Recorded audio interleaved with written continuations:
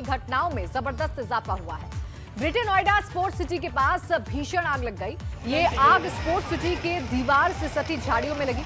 ये आग तेज हवा के साथ और विकराल होती चली गई, जो स्पोर्ट्स सिटी के गोदाम के पास तक पहुंच गई, जिससे यहां मौजूद कर्मचारियों में अफरा तफरी मच गई। आग की सूचना पर फायर ब्रिगेड की गाड़ियां मौके पर पहुंची, जहां आग पर काबू पाने की कोशिश हुई। आग की घटना दनकौर थाना क्षेत्र के यमुना एक्सप्रेस वे के पास की है। तस्वीरें हम आपको दिखा रहे हैं। तस्वीरें देखकर आप अंदाजा लगा सकते हैं कि मौके पर क्या स्थिति उत्पन्न हुई होगी।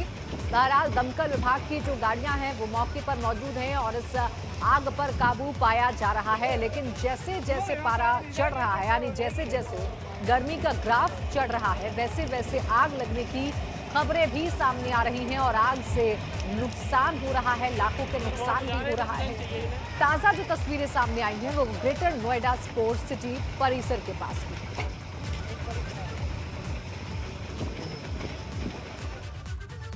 और अब खबर अमेठी से, जहां गेहूं की खड़ी फसल में आग लग गई। सूचना के बाद भी मौके पर नहीं पहुंची फायर ब्रिगेड। ग्रामीण निजी संसाधनों से आग बुझाने की कोशिश में जुटे हुए हैं। आग की चपेट में कई बीघा गेहूं की फसल आ गई है। संग्रामपुर थाना क्षेत्र के बड़गांव का ये मामला है। आप इन तस्वीरों को देखिए, ये तस्वीरें भयावह हैं और इन तस्वीरों को देखकर किसान पर क्या कुछ बीत रही होगी इसका अंदाजा आप जरूर लगा सकते हैं, क्योंकि किसान की ये खून पसीने से खड़ी की गई फसल जिसमें आग लग गई है। और सबसे चौंकाने वाली बात यह है कि फायर ब्रिगेड को सूचना दी गई है, लेकिन वो मौके पर नहीं पहुंची है, जिसके चलते जो ग्रामीण हैं वो आपसी सहयोग से संसाधन जुटाकर इस आग पर काबू पाने की कोशिश कर रहे हैं। लेकिन फसल देखिए पूरी तरीके से पककर तैयार है।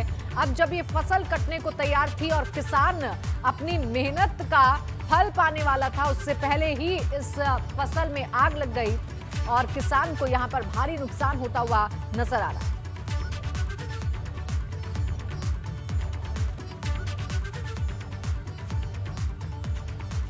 और अब बात आगरा की, जहां बहू के आशिक को परिजनों ने रंगे हाथों पकड़ा है। आरोपी युवक को परिजनों ने बांधकर पीटा। इलाके के लोगों ने भी आशिक को सबक सिखाया। बहू ने ससुराल वालों के खिलाफ केस दर्ज करवा दिया है। आशिक की पिटाई वीडियो इसका वायरल हो रहा है, जो कि तस्वीरों में आप देख सकते हैं। दरअसल प्रेमिका से मिलने के लिए शख्स आया था, जिसे रंगे हाथों पकड़ लिया गया और फिर उसके साथ जो हुआ वो आप इन तस्वीरों में देख सकते हैं। उसे खंबे से बांध रखा है और जानवरों जैसा सलूक उसके साथ किया जा रहा है। आप देखिए तस्वीरें आपके सामने हैं। ऐसे में अगर इस शख्स को कुछ हो जाए, इसकी जान चली जाए, तो कौन जिम्मेदार होगा, ये जरूर बड़ा सवाल है। बहरहाल प्रेमिका से मिलने गया ये शख्स, जिसे रंगे हाथों परिजनों ने पकड़ा और फिर उसके बाद खंबे से बांधकर इसकी जबरदस्त पिटाई की गई है, जिसका वीडियो अब सोशल मीडिया पर वायरल हो रहा है। लाठी डंडों से इस युवक को पीटा गया है। तो प्रेमिका से मिलना इस शख्स को कितना भारी पड़ा, वो आप इस वीडियो को देखकर अंदाजा लगा सकते हैं। बताया जा रहा है कि प्रेमिका शादीशुदा है और उसके ससुराल में मिलने के लिए ये युवक पहुंचा था, जिसे ससुराल वालों ने रंगे हाथों पकड़ लिया और फिर उसके बाद खंबे से बांधकर इसकी पिटाई की गई। और बाराबंकी में ठगी का एक ऐसा मामला सामने आया है, जहां नौकरी के नाम पर लाखों रुपए की ठगी की गई। आखिर क्या है पूरा मामला, आप इस रिपोर्ट में देखिए।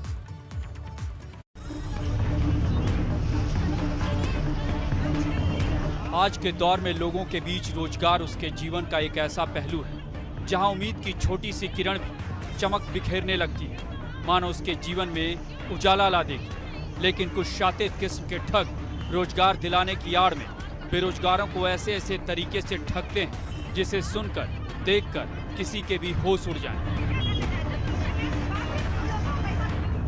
बाराबंकी में एक ऐसा ही सनसनीखेज मामला सामने आया है।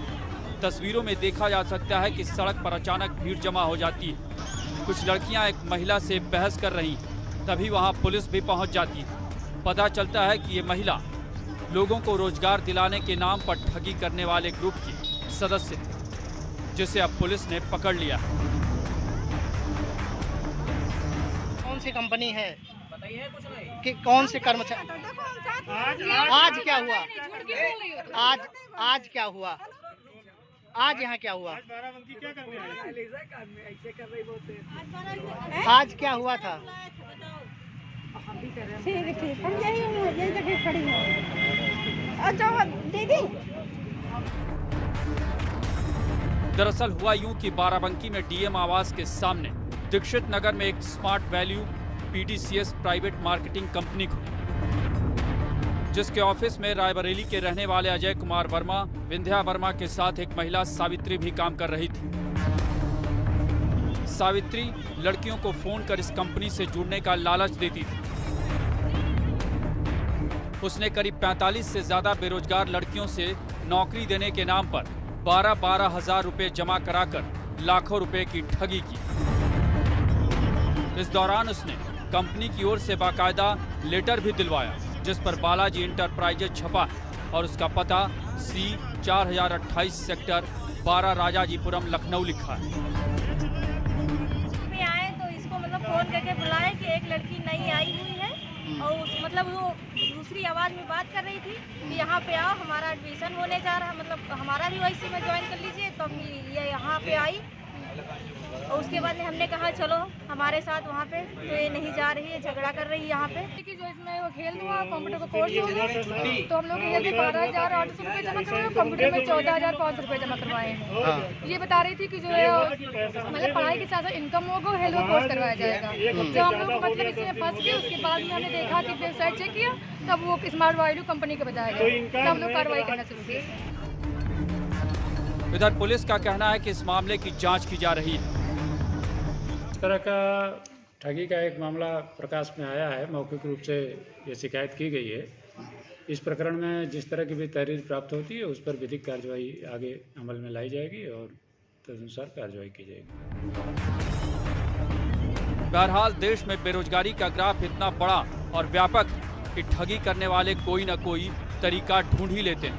ऐसे में इनसे सावधान रहने की जरूरत है, जिससे आप ठगी का शिकार होने से खुद को बचा सकें। ABP गंगा के लिए बाराबंकी से सतीश कश्यप की रिपोर्ट। इटावा के भरथना थाना क्षेत्र में पुलिस की संवेदनहीनता का एक मामला सामने आया है। छेड़खानी का विरोध करने पर इलाके के दबंगों ने दो सगी बहनों की लाठी डंडों और हॉकी से जमकर पिटाई की। खून से लथपथ पीड़िता ने जब पुलिस को मामले की जानकारी दी तो मौके पर पहुंची पुलिस ने घायल लड़की का मेडिकल कराने के बाद मामूली धाराओं में केस दर्ज कर किनारा कर लिया, जिससे इलाके के दबंगों और शोहदों के हौसले बुलंद बने हुए हैं। जबकि पीड़िता का परिवार अब दहशत के साए में जीने को मजबूर है, क्योंकि जिस पुलिस से इंसाफ की उम्मीद थी, वही पुलिस मामूली धाराओं में मुकदमा दर्ज कर अपने आप को इस मामले से साइड कर चुकी है। अब पीड़ित परिवार पर दबंग और शोहदों का दबाव है। यही वजह है कि पीड़ित परिवार अब दहशत के साए में जीने को मजबूर है। शोहदों ने छेड़खानी की दोनों बहनों के साथ, और जब इसका विरोध दोनों बहनों ने किया तो लाठी डंडों से दोनों बहनों की बेरहमी से पिटाई की गई। खून से लथपथ दोनों बहनें जब इंसाफ की उम्मीद लिए पुलिस के पास पहुंची तो पुलिस ने मामूली धाराओं में मुकदमा दर्ज किया, जिसके बाद अब पीड़ित परिवार दहशत के साए में जीने को मजबूर है। और सवाल यहाँ पर खड़े होते हैं, क्या यही है बेटियों की सुरक्षा का वो दावा जो तमाम सरकारें करती हैं, प्रशासन करता है?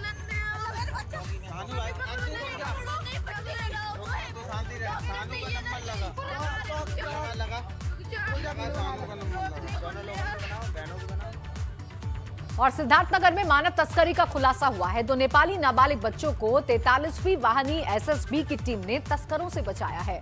ककरहवा बॉर्डर पर तैनात SSB टीम ने बच्चों का मानव तस्करी होने से बचाया। नौकरी देने के बहाने से दोनों बच्चों को गुजरात के अहमदाबाद ले जाया जा रहा था। ऐसा ही एक मामला 2 महीने पहले भी आया था, जब 10 बच्चे और बच्चियों को बचाया गया था।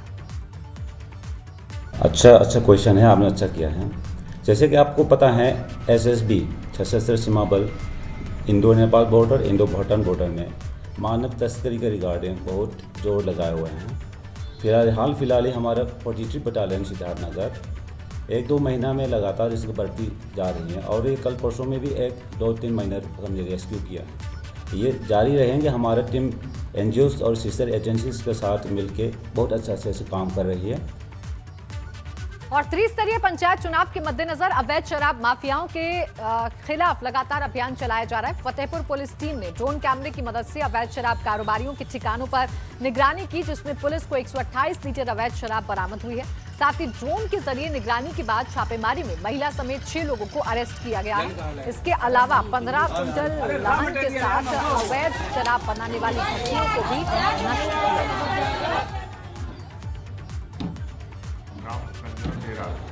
मजरे नोनारा में दबिश देकर 2 अभियुक्तों को लगभग 105 लीटर कच्ची शराब के साथ गिरफ्तार किया गया है।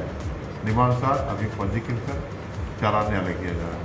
साथ ही बकेवर थाना क्षेत्र में स्थानीय पुलिस एवं आबकारी टीम द्वारा संयुक्त रूप से दबिश देकर अवैध शराब बनाने की भट्ठी एवं उपकरण तथा कच्ची शराब एवं अपनिश्चित शराब बनाने के सामान यूरिया एवं फिटकरी के साथ 4 अभियुक्तों को गिरफ्तार कर उनके विरुद्ध अभियोग पंजीकृत कर चालान न्यायालय किया जा रहा है।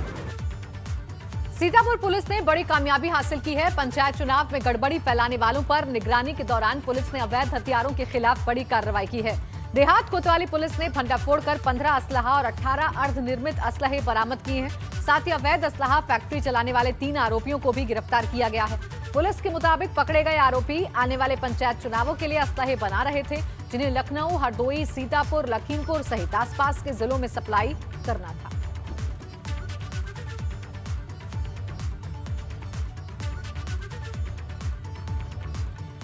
इधर मथुरा के थाना बरसाना इलाके के गांव हथिया में पुलिस ने अवैध हथियार बनाने की फैक्ट्री पर छापामार कार्रवाई करते हुए 2 अलग अलग जगह से भारी मात्रा में बने अधबने हथियार और हथियार बनाने के उपकरण बरामद किए हैं। वहीं पुलिस ने मौके से 2 आरोपियों को गिरफ्तार किया है। पकड़े गए आरोपियों के कब्जे से भारी मात्रा में बने अधबने हथियार, कारतूस और हथियार बनाने के उपकरण बरामद किए गए।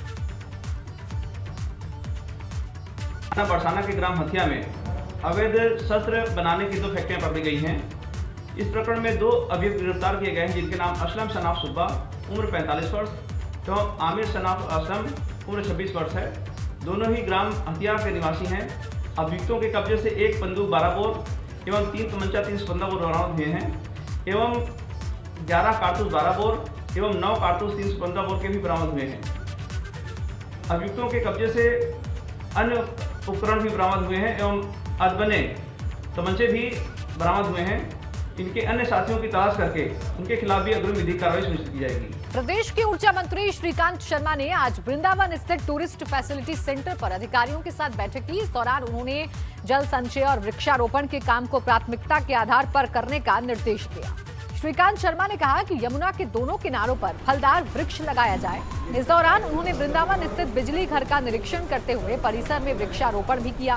साथ ही श्रीकांत शर्मा बांके बिहारी मंदिर भी पहुंच गए। उत्तराखंड में नैनीताल के जंगलों में लगी आग को बुझाने के लिए फायर विभाग की टीम ने कड़ी मशक्कत कर काबू पा लिया है। पिछले कुछ दिनों से नैनीताल और उसके आसपास के जंगलों में आग ने काफी नुकसान किया है। आग लगने की सूचना जैसे ही फायर ब्रिगेड को मिली तो फायर फाइटर्स की टीम खुरपाताल रवाना हो गई। जंगल की